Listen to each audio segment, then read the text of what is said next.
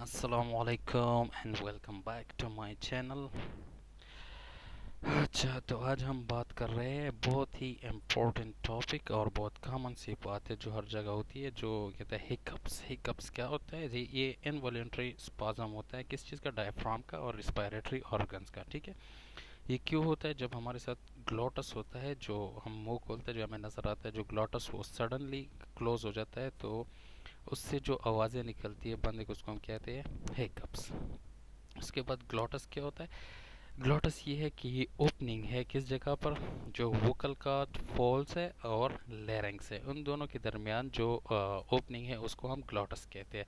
Generally हम इसको wall भी कहते हैं between the mouth and lung. जो लंग्स और जो फेफड़े हमारे और जो मुंह है, इसके दरमियान जो वॉल्व है उसको हम ग्लोटस कहा जाता है। ठीक है, तो जो पेशेंट होते हैं मैकेनिकल वेंटिलेशन पे, जो मैकेनिकल वेंट पे हम पेशेंट रखते हैं, उसमें जो हिकअप्स हो जाते हैं वो जस्ट जो रिस्पायरेटरी साइकिल है वो ट्रिगर हो जाता है, और ये क्या काज करता है? Respiratory alkalosis.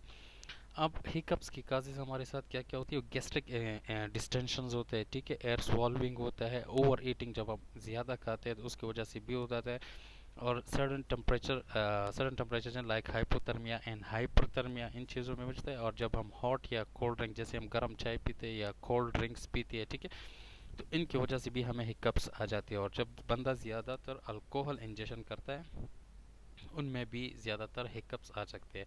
इमोशनल जो स्ट्रेस होते हैं, ज़्यादा एक्साइटमेंट में ज़्यादा हो जाता है, स्ट्रेस होता है, जैसे बंदा ज़्यादा लाफिंग करता है, उन चीज़ों में भी हिकअप्स मोस्ट कॉमन काज है। अब क्लिनिकल फाइंडिंग हम कैसे पेशेंट को फाइंड आउट कर सकते हैं? तो इसके लिए हमें डिटेल न्यूरोलॉजिकल एग्जामिनेशन करना पड़ता है, फिर उसको हम लैब्स करने पड़ते हैं कि सीबीसी करो, उसका सीरम क्रिएटिनिन करो, आरएफटीज करो, चेस्ट एक्सरे करो, एमआरआई करो। अगर अंडरलाइंग काज मालूम नहीं हो रहा है ऊपर से, तो हम एमआरआई की तरफ चले जाते हैं। ठीक है, तो उसके ट्रीटमेंट में हम क्या करते हैं? पहले तो टू काइंड ऑफ ट्रीटमेंट करते हैं, एक फार्माकोलॉजिकल, एक नॉन फार्माकोलॉजिकल। ठीक है, जो नॉन फार्माकोलॉजिकल ट्रीटमेंट है उसको हम नंबर फर्स्ट इरिटेशन ऑफ नेजोफेरिंक्स, हम नेजोफेरिंक्स को बाय टंग ट्रैक्शन या टंग डिप्रेसर वगैरह से हम क्या करते हैं?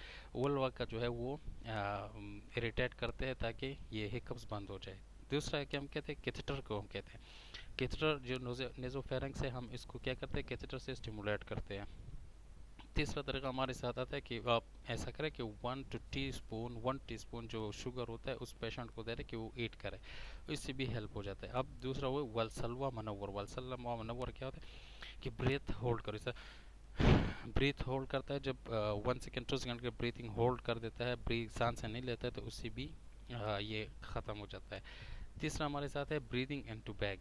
बैग में क्या करें? ब्रीदिंग करें। ठीक है, थर्ड हमारे साथ क्या होता है? कैरोटिड मसाज जिसका करें। थर्ड हम क्या करते हैं कि इसका जो फुट है, नेक है, ये हम चेस्ट की तरफ ला देते हैं। इससे क्या होता है कि इरिटेशन ऑफ डायफ्राम हो जाता है, तो उससे भी कम हो जाता है। दूसरा हम रिलीफ ऑफ गैस्ट्रिक डिस्टेंशन हम करते हैं।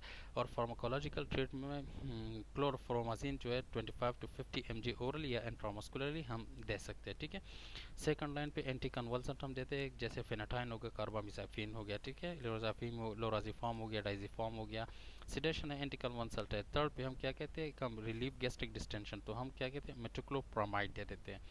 थर्ड पे हम क्या देते हैं? गाबा पेंटिन। जब ये सारे फेल हो जाए, क्लोरफोरामेजिन और एंटी कन्वल्सेंट, लोराजिफॉर्म, डाइजिफॉर्म, फिनाटाइन, मेटोक्लोप्रोमाइड, ये सब फेल हो जाए, तो हम किस पे जाते हैं? गाबा पेंटिन पे। तो I am sure you will like the video and subscribe my channel for further video, and thank you. See you next time, and Allah Hafiz.